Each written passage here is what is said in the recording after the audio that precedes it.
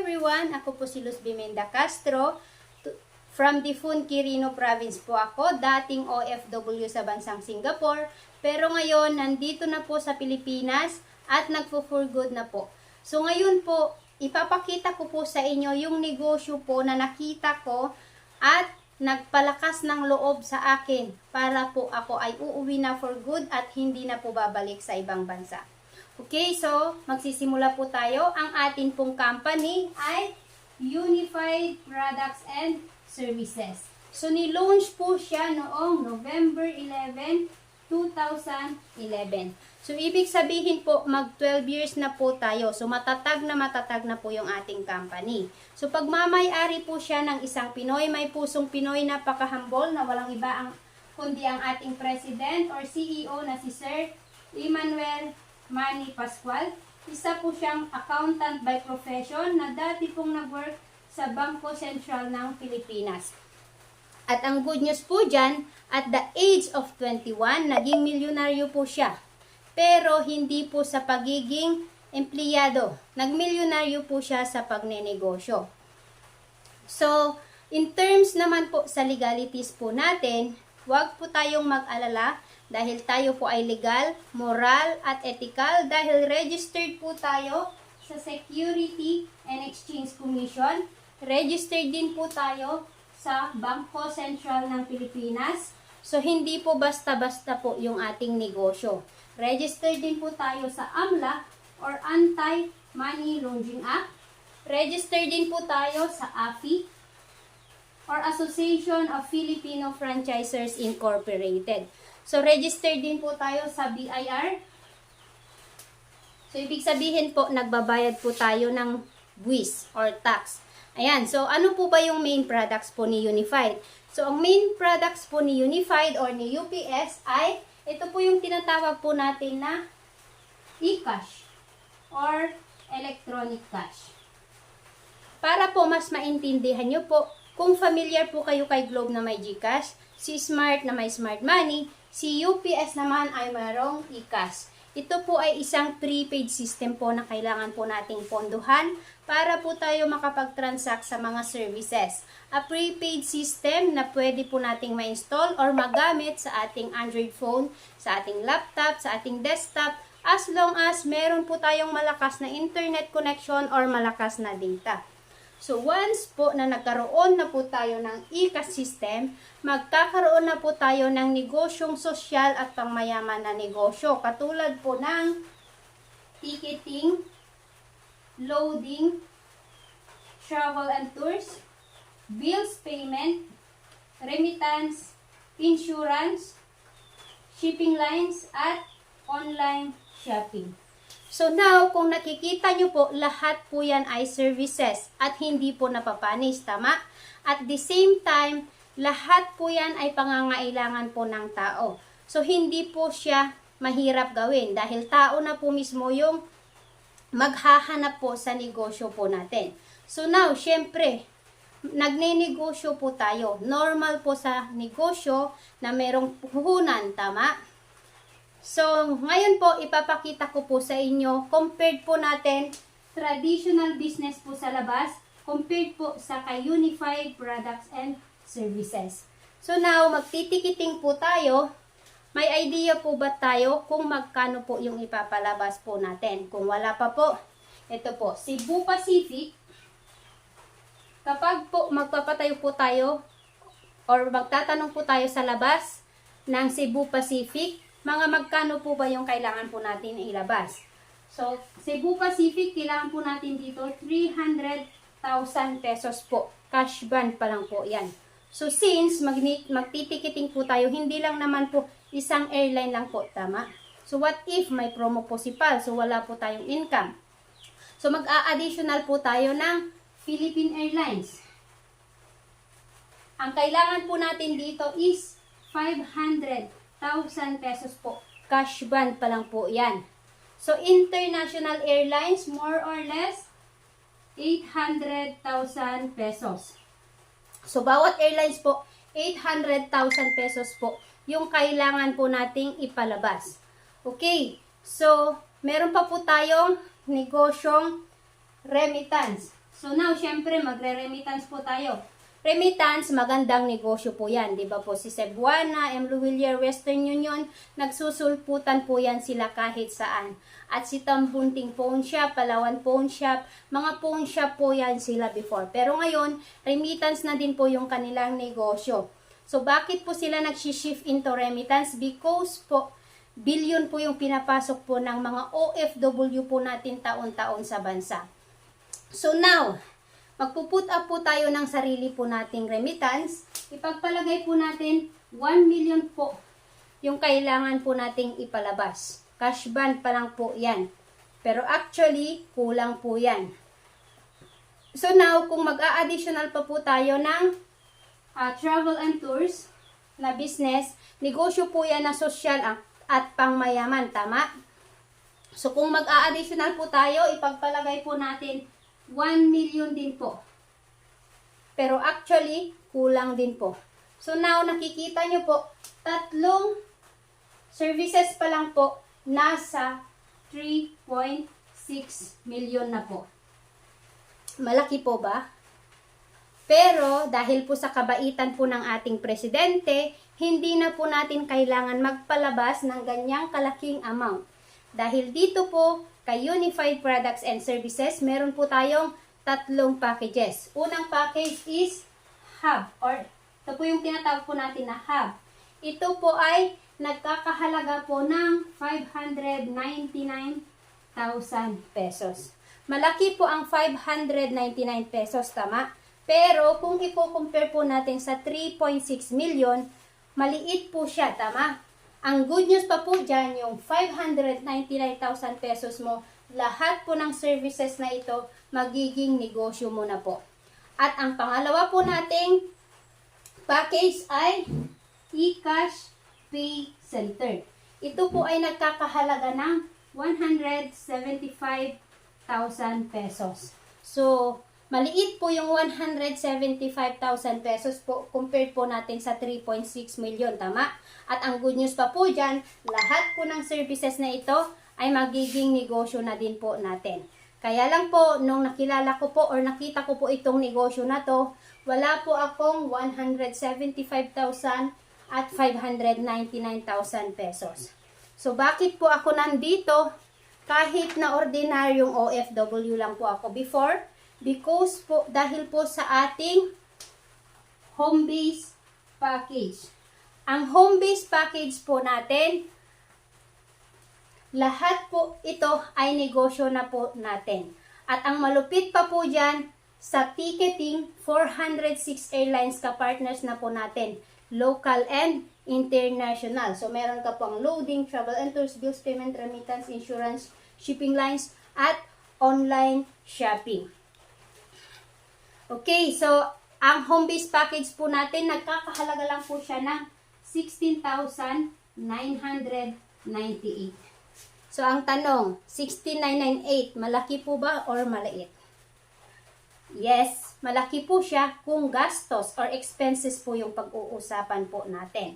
So, since negosyo po yung pinag-uusapan po natin, anong negosyo po yung pwede po nating simulan sa halagang 16,998? So, ipagpalagay po natin, magpapatayo po tayo or magsisimula po tayo ng sari-sari store. Yung 16,998 mo, sari-sari pa lang po yan, wala pa pong store. Okay? So, ang maganda po dito, 16,998 po natin ay one-time payment, lifetime na business na po. No quota, no renewal, wala pong renew, no expiration,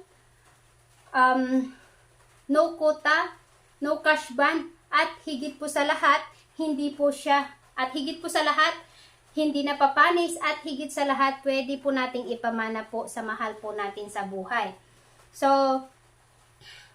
ang tanong, pag nagpalabas po tayo ng 16,998, paano po ba natin makukuha or mababawi po yung pinalabas po natin na puhunan? Okay, so ma'am, dito po sa ating ticketing, meron po tayong domestic at international. So, dito po sa ating domestic, pwede po tayong kumita or mag-mark up ng 150 to 500 pesos per way per pax or per tao po. So halimbawa po, meron pong nagpabook po sa atin, 10 katao. Magbabakasyon po sila sa Boracay. So Manila to Boracay po yung ipapabook nila.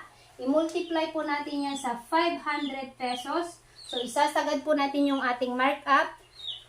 So dahil negosyo po yung pinag-uusapan natin, isasagad po natin yung ating markup at wag po kayong mag-alala kasi hindi po yan makikita ng ating client kasi kasama na po yan sa ticket. Okay, so meron po tayong 5,000 pesos po na income sa 10 tao po na nagpabook po sa atin in just 4 to 10 minutes of booking lang po. So what if nag-round trip po yan sila?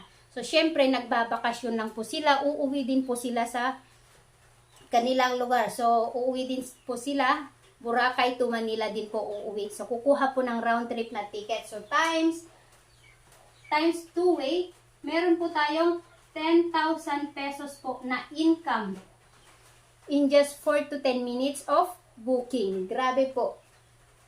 Domestic pa lang, 10,000 na po. So sa international natin, kikita po tayo 750 to 1,000 pesos per way per pax po yan. So what if may nagpabook po sa atin 10 katao din? Magbabakasyon po yan sila sa Hong Kong. So Pilipinas, Manila to Hong Kong, isasagad po natin yung ating markup na 1,000 pesos. So dahil negosyo po yan, isasagad po natin yung ating markup. Meron po tayong income na 10,000 pesos in just 4 to 10 minutes of booking.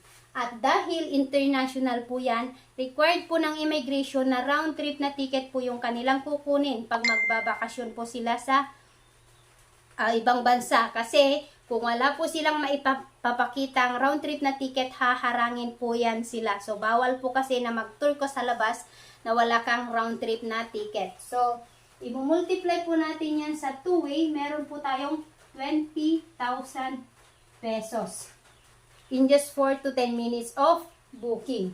Grabe po. 10,000 plus 20,000, bawi na po ba? Yes, bawing-bawi na po.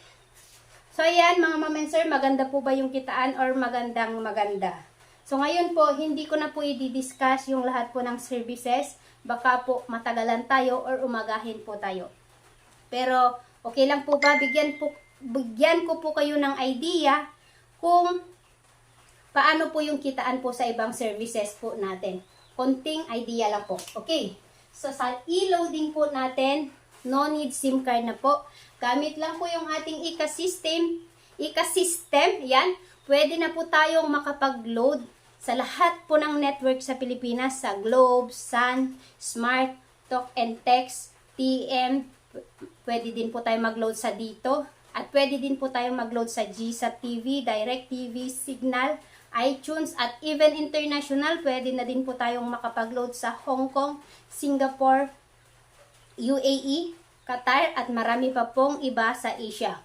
Okay, so dito naman sa ating travel and tours, so yung mga nagpabook po sa atin ng ticket, pwede po natin silang offeran ng 3 days and 2 nights packages po sa hotel na tutuluyan po nila. Okay, so sa bills payment naman po natin, kapartners po natin si Bayad Center with 2,000 billers po. Kasama na po dito si Meralco, Globe at Home. So lahat po ng bills na binabayaran po natin sa tubig, kuryente, PSA, Pag-ibig. Ayan, so lahat po ng bills na binabayaran po natin, pwede na po tayong magbayad gamit po yung ating e-cash system. Okay, so sa remittance naman po natin, gamit lang po yung ating e-cash. Pwede na po tayong makapag-send and receive po ng pera. Kapartners po natin si Cebuana, Western Union. Pwede din po tayong mag-send through GCash at banking. Kapartners po natin yung mga naglalakihang bangko po sa Pilipinas, gaya ng BDO, BPI, Metrobank, Landbank, PNB, Security Bank, at marami pa pong iba. So, pwede na din po tayong mag-send ng pera international kasi kapartners po natin si iRemit, Transfast, at MoneyGram. Okay, so sa insurance po natin, kapartners po natin dito, si Malayan Insurance at FPG Insurance. So dito po sa insurance natin, personal accident insurance po tayo. So ang policy worth na makiklaim po ng insured person kapag po sila na disgrasya, naputulan ng kamay, naputulan ng paa, or totally disabled po, makakatanggap po sila ng 100,000 pesos po plus 10,000 burial assistance po sa halagang 80 pesos lang po na mababawas po sa ating system. At pwede po natin itong ibenta. So, pwede po natin itong pagkakakitaan. Pwede po natin ibenta 300 to 500 pesos per tao po yan. Halimbawa, yung isang tao na nabentahan po natin ng insurance, meron po tayong 220 pesos na income per tao. So, what if nakapagbenta po tayo ng 10 insurance sa mga TODA? Okay, so di ba maraming TODA, mga tricycle driver dyan. So, pwede po natin yan silang offeran ng insurance. So, halimbawa, benta po tayo 10 insurance, meron po tayong 2,200 po na income. Extra income ba or extra? Okay, so meron pa po tayong shipping lines. So, kung takot po yung mga client po natin na sumakay ng eroplano, pwede din po natin silang offeran ng shipping lines or barcode booking dahil kapartner po natin si Fastcat, To Go Travel at TransAsia. So, meron din po tayong online shopping. So, sa online shop po natin, kapag mahilig po tayo mag-online shop, pwede na po tayo mag-order gamit ng mga gamit natin sa kusina. So, gamit lang po yung ating system, pwede na po tayong makapag-order. So, sa mahilig po sa mga pampaganda, pampasexy, pampaputi, ayan, mga beauty products po na good for health, pwede na po tayong magbenta or pwede na po tayong mag-online shop gamit po yung ating e-cash system. So, pwede din po tayong magbenta pero optional po ito dahil 30% lifetime discount na po sa ating wellness products. Okay, so marami pa pong iba. So, very friendly po yung ating system. So, yun lang po yung aking i-discuss. So, ito po ay ang ating kitaan sa 20% po ng kitaan. So, maganda po ba? Or maganda? So, yung 80% po, meron pa po tayong 80%. So, yung 80% po, i-discuss ko po yan sa next video ko. So, maraming salamat po sa panunood at please, panoorin nyo po yung next na video ko. Okay? So, God bless!